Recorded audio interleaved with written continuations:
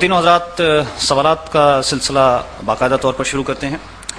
پہلا سوال ہمیں انٹرنیٹ پہ جو اصحاب دیکھ رہے ہیں ان میں سے یونائٹڈ کنگڈم سے محمد جنید صاحب ہیں، اور انہوں نے سر پوچھا ہے کہ how could a simple person start with the knowledge of حروف مقطعات؟ Please tell some references, authors اور فلاسفرز۔ خادم حضرات، بعض علوم ایسے ہیں کہ جن کے بارے میں کہا جا سکتا ہے کہ یہ خدا کی پہچان پہ ہے، کہ جب وہ یہ دیکھ لے تو آپ نے دیکھا ہوگا قرآن حکیم میں ایک آیت کریم ہے کہ ہم خوب اچھی طرح دیکھ لیتے ہیں کہ علم کہاں رکھتے ہیں۔ باقی چیزوں میں تو شاید وہ فراخ دل ہے، اور ربوبیت کی جو اس کی صفت ہے اس میں تمام چیزیں کھلی ڈلی ہر قسم کے لوگوں کو ہر قسم کے معیار پہ دی جا سکتی ہیں۔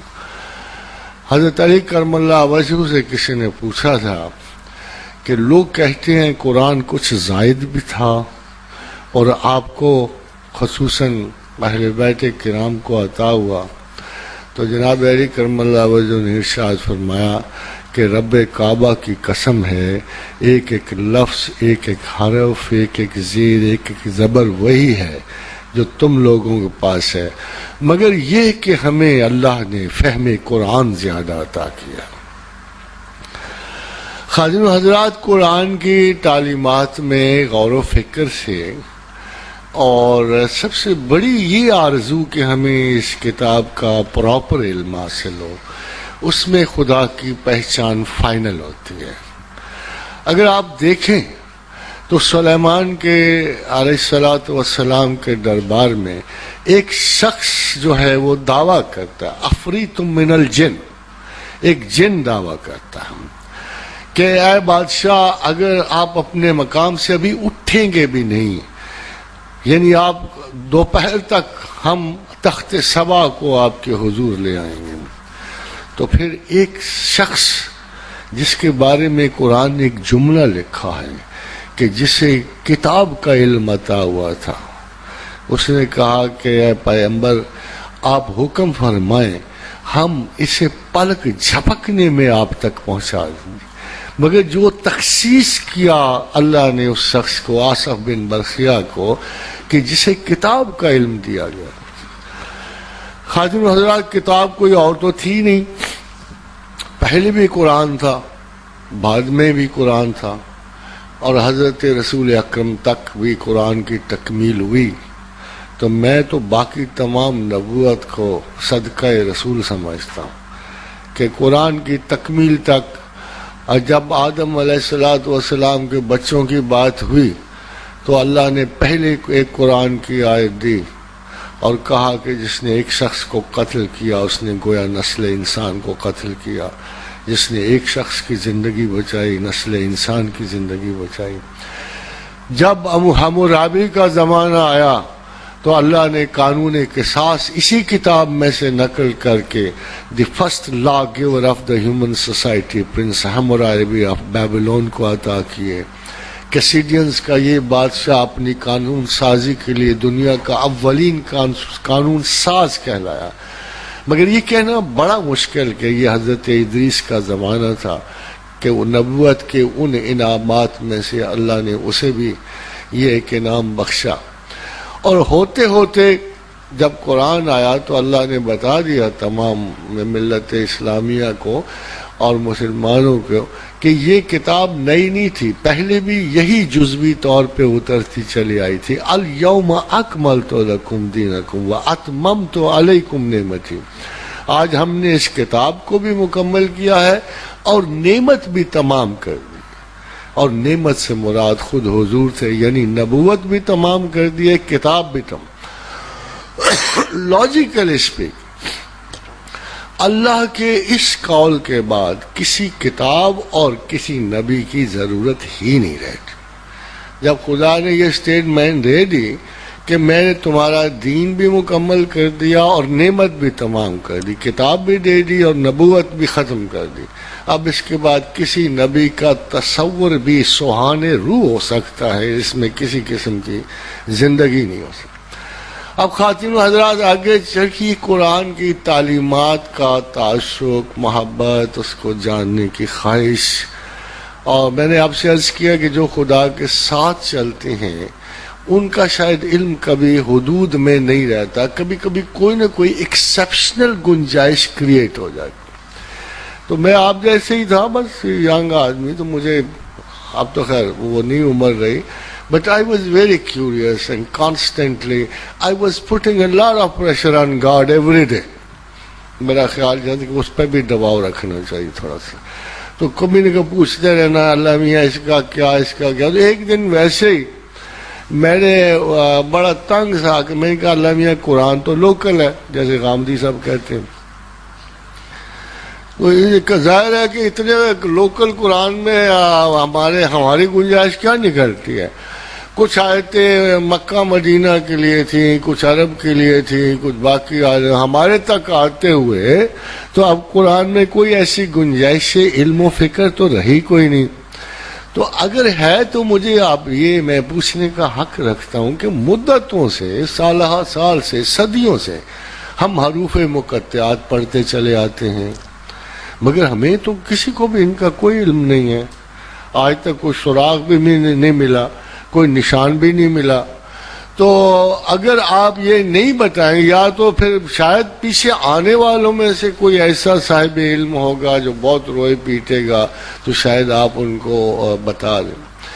تاریخ اسلام میں پرٹیکولرلی کچھ علماء نے اس کے کچھ دعوی بہت پیش کیے اور کہا ہمیں عطا ہوا، یہ نہیں کہا ہم نے سیکھا یا جانا۔ بڑے بڑے بزرگ مولوی جو تھے، جب انہیں کو بڑا جھوٹ بولنا ہوتا تھا تو کہتے تھے ہمیں حروف مقطعات کا علم تھا۔ ظاہر ہے نہ لوگوں کو پتا تھا نہ ان کو پتا تھا۔ ابھی میں نے ریسنٹلی ایک پیشن گوئی پڑھی جناب سیدنا حضرت طاہر القادری کی کہ قیامت 800 برس کے بعد ہے۔ ظاہر ہے آپ بھی محفوظ، وہ بھی محفوظ، نہ ہم جیئیں گے نہ آپ جیئیں گے، ان کے دعوے کو ٹس تو 800 برس کے بعد ہی کیا جا سکتا ہے۔ تو اس قسم کے دعوی چلتے چلے آئے تھے، مگر first very strong evidence came کہ شیخ محی الدین ابن عربی نے حروف مقطعات کا، اس کو علم الاسماء کے نام سے ہم یاد کریں گے، علم اسماء کو گین کیا، اور اس کے بعد مگر ان کی صرف ایک لائن ہمارے پاس محفوظ تھی جس سے پتہ لگتا تھا کہ ان کو حروف اسماء، ان حروف کا علم حاصل ہے، اور وہ یہ تھی کہ وَدَخَلَ سِینَ فِی الشِّین ظَہَرَ قبر محی الدین، کہ جب سین شین میں داخل ہوگی تو محی الدین کی قبر ظاہر ہوگی۔ لوگوں نے ویسے ہی ویورڈ سٹیٹمنٹ سمجھتے رہے، مگر بالآخر جب سلطان سلیم شام میں داخل ہوا، داخل سین فی الشین، جب سلطان سلیم شام میں داخل ہوا ظاہر قبر محی الدین، تو اس نے حکم دیا کہ ابن عربی کی قبر کو ڈسکور کیا جائے، اور پھر شیخ محی الدین ابن عربی کی قبر ڈسکور ہوئی۔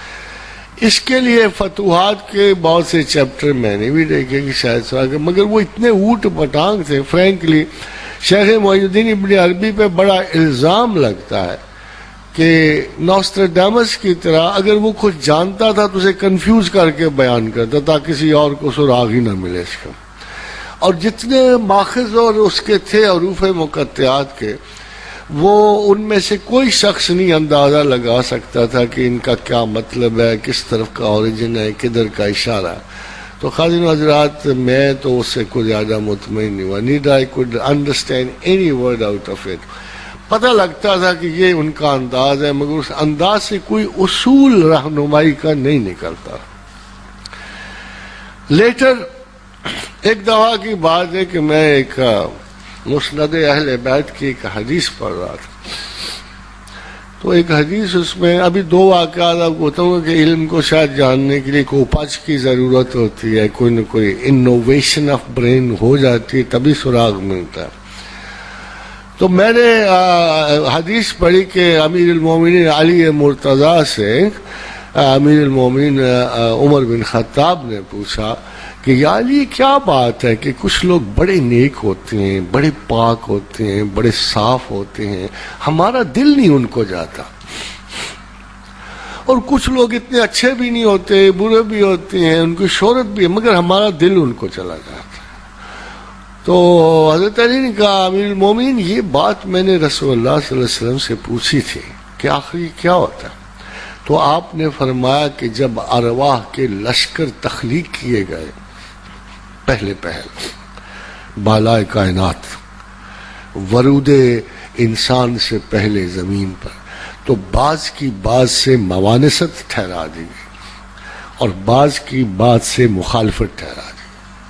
اب جس کا انس جس سے تھا زمین پہ ویسے ہی رہے گا، اور جس کی مخالفت اوپر ٹھہرا دی گئی زمین پہ ویسی ہوگی۔ یہ اسماء کا جو انس اور مخالفت ہے یہ ایک بڑی عجیب و غریب سی بات تھی، اور جب اس کو ہم پریکٹس میں لانا شروع کیا تو مجھے احساس ہوا کہ واقعی بات بڑی وزنی ہے۔ تو ہاؤ ٹو ٹریس اٹ، تو جب ہم نے لینگویج کو جب ہم ٹریس کرتے ہیں، پیچھے جاتے ہیں، میں اس کی مثال دیتا ہوں کہ سب سے پہلے جیسے ارامیان لینگویج ڈیولپ ہوئی، جب شروع سے انسان اشارے سے کلام کو آ رہا تھا تو وہ صرف حروف میں گفتگو کر رہا تھا، اس کے پاس کوئی بڑی لینگویج نہیں تھی، سینٹنسز نہیں تھے، فکر جات نہیں تھے۔ تو اس کی چھوٹی سی مثال میں آپ کہتا ہوں، this a difficult way to know and understand. Perhaps آپ اس علم کو حل نہیں کر سکتے، حاصل نہیں کر سکتے جب تک ایک ٹوٹیلٹی پینورامک ویو آف یہ کائنات، زمین و آسمان آپ کے سامنے نہ ہو۔ دیکھیے توئے کا جو سمبل ہے ارامیان لینگویج میں، یہ ویل کا ہے، یہ ویل چل، ویل شاید انسان کی سب سے پہلی آسانی ہے جو اس نے پروگرس میں لی۔ اور جب ہم اس طرح ہاتھ کھڑے کرتے ہیں تو یہ سمبل ایک لیڈر کا ہے جو رستے میں کھڑا ہے۔ اب یہ پورا سمبل اس طرح بنے گا کہ توئے ہے اور ہا کا جو ہے، ہا کا نشان اس لیڈر کا ہے، یہ تو ہا بنا۔ جب آپ اس کو ریلیٹ کرتی ہیں تو ایسے لگتا ہے کہ ایک سردار ہے جو آپ کو ایزیسٹ وے کو بلا رہا ہے، ایک ایسا سردار جس نے ہاتھ پھیلائے ہوئے ہیں جو آپ کو ایسے رستوں کو بلا رہا ہے جو سب سے ایزی ہے۔ اب آپ قرآن کی آیت پڑھ کے دیکھ لیے، طٰہٰ ما انزلنا علیک القرآن لتشقیٰ، کہ اے سردار ہم نے قرآن کو مشقت کے لیے نہیں اتارا، وہی ایزینس ہے جو ویل سے ڈسکور ہوتی۔ تو جب آپ اس لینگویج کو آگے بڑھاتے ہیں تو کسی نے ابن عباس سے پوچھا رضی اللہ تعالیٰ عنہ سے کہ یہ اسماء کیا ہیں، مقطعات کیا ہیں، تو انہوں نے کہا کہ دراصل یہ اسماء الہیہ کے مخفف ہیں،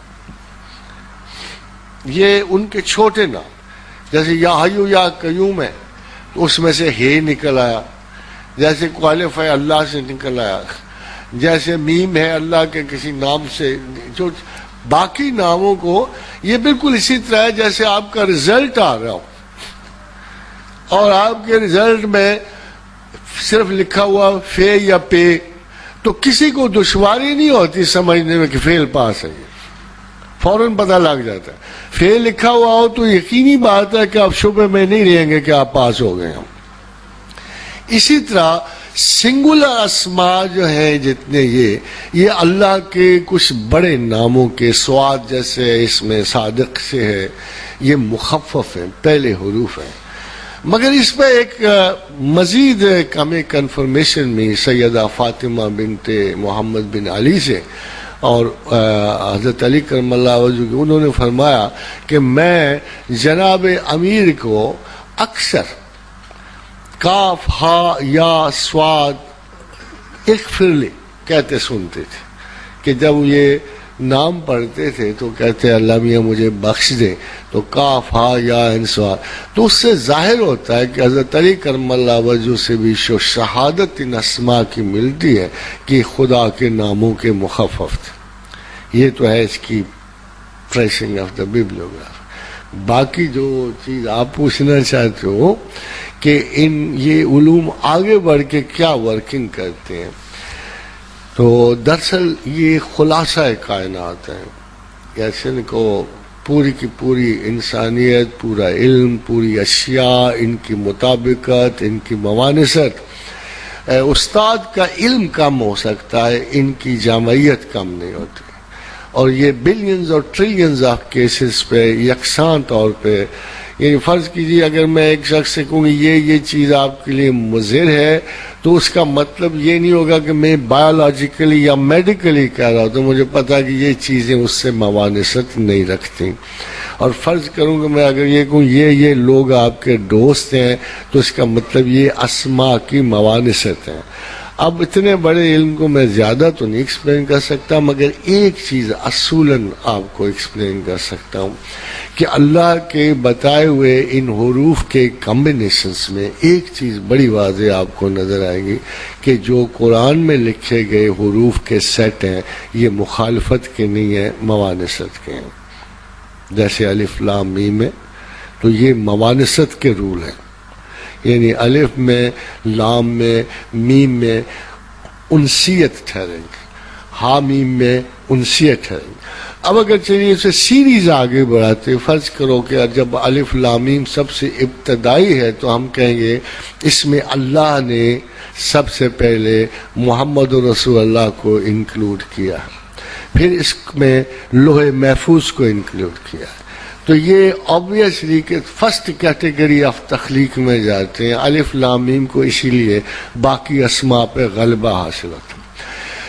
فرق یہ ہے کہ حامیم کے تحت بے شمار سب کیٹیگریز آئیں گی جن کو آپ سمجھنے کے قابل نہیں ہوں گے. پہلی کیٹیگری حامیم کی حیات و موت ہے. حی ہے، ایک طرف اللہ اپنے آپ کو زندہ کہتا ہے اور موت کہتا ہے. اب جب حیات و موت کو ہم انسانوں پہ ریلیٹ کریں گے تو آپ کو پتہ ہے کہ حیات کا جو مرکز ہے، وہ زندگی کا مرکز پانی ہے، سمندر ہے.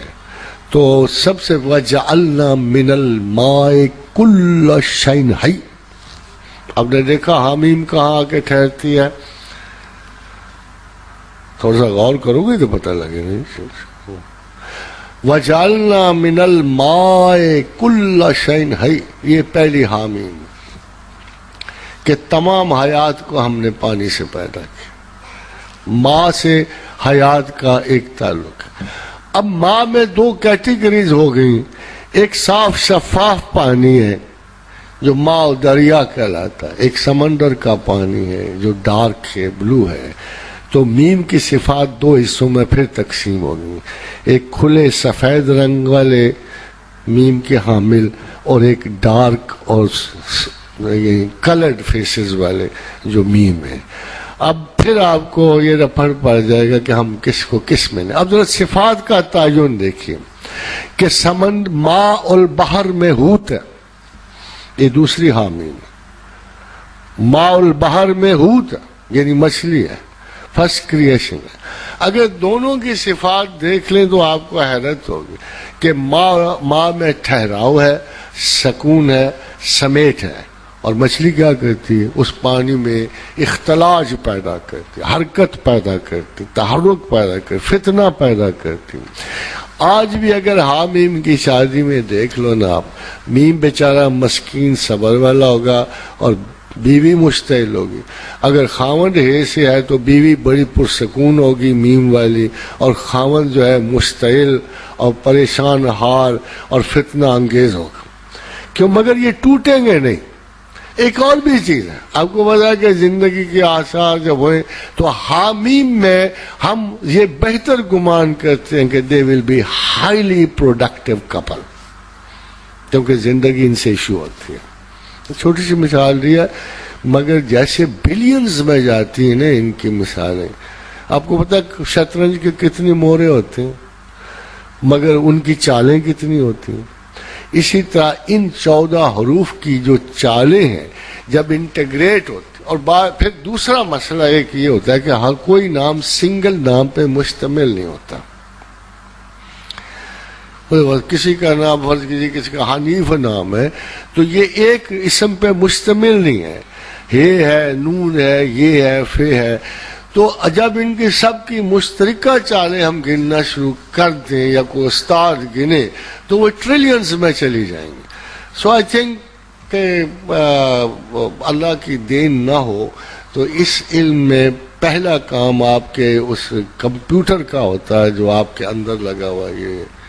اس بلائنڈ کمپیوٹر میں اتنی آگہی ہونی چاہیے کہ یہ مثال کو مثال سے مطابق کر دے دے. It's not an easy job. I wouldn't like if you.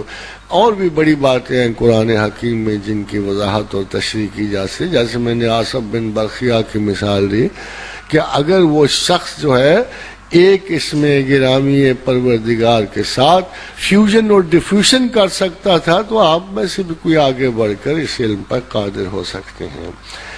اور بہت سارے لوگوں میں سنے گا اسم اعظم کیا ہے، تو شیخ عبدالقادر جیلانی کا یہ جملہ فیصل ہے کہ جب تو اللہ کا نام ایسے لے کہ تیرے دل میں اس کے علاوہ کچھ نہ ہو تو وہ اسم اعظم ہے، چاہے وہ یا حی یا قیوم ہو. پریکٹیکلی لوکنگ فار احادیث رسول صلی اللہ علیہ وسلم سے ہمیں پتہ لگتا ہے کہ اسماء اعظم دو ہے صرف. ان میں سے ایک اسم اعظم جو ہے اللہ لا الہ الا هو الحی القیوم ہے، اور دوسرا وَإِلَٰهُكُمْ إِلَٰهٌ وَاحِدٌ لَا الہ الا هو الرحمن الرحیم ہے. 16 کام ہیں ٹوٹل دنیا میں، 8 حی و قیوم کے تحت ہیں، 8 جو ان کو امور ثمانیہ کہتے ہیں. امور ثمانیہ آیت الکرسی کے تحت ہیں، اور امور ثمانیہ ہی لا الہ الا هو الرحمن الرحیم کے تحت. ایک تخلیقی ہیں، جیسے جب ہم کہتے ہیں وَإِلَٰهُكُمْ إِلَٰهٌ وَاحِدٌ لَا الہ الا هو الرحمن الرحیم، تو پتہ لگتا ہے کہ اس نام کے زیر اثر تمام پریکٹیکل سائنٹیفک تخلیقی کار ان فی خلق السماوات والارض واختلاف اللیل والنہار والفلک التي تجری فی البحر بما ينفع الناس وما انزل اللہ من السماء من ماء فاحیا به الارض بعد موتها وبث فیها من كل دابة وتصریف الرياح والسحاب المسخر بین السماء والارض لآیات لقوم یعقلون. تو یہاں چونکہ تمام تخلیقی عناصر ہیں اور یہاں تمام سائنٹیفک حقائق سے تعلق ہے، اس لیے خداوند کریم نے اہل عقل کو اس اسم کی دعوت دی ہے. وَإِلَٰهُكُمْ إِلَٰهٌ وَاحِدٌ. زمین و آسمان کی تخلیق، تصریف و ریا. ایک چھوٹی سی راز کی بات بتا جاؤں کہ یہاں خداوند کریم نے کہ اس اسم کے تحت تصریف و ریا ہے، ہواؤں کو مسخر کرنا ہے. اور آپ کو یاد ہے کہ حضرت سلیمان علیہ السلام کو یہ اسم عطا ہوا، انہوں نے اس پہ غور کیا، پڑھا لکھا، تو حضور گرامی مرتبت صلی اللہ علیہ وآلہ وسلم کا ارشاد گرامی ہے کہ میرے بھائی سلیمان کو بسم اللہ الرحمن الرحیم خصوصی طور پہ عطا ہوا اور میری امت کے لیے عام کر دیا تھا یہ بسم اللہ الرحمن الرحیم. اور حضرت سلیمان نے جب خط لکھا ملکہ سبا کو تو اس کا پہلا جملہ یہ تھا انہو من سلیمان و انہو بسم اللہ الرحمن الرحیم.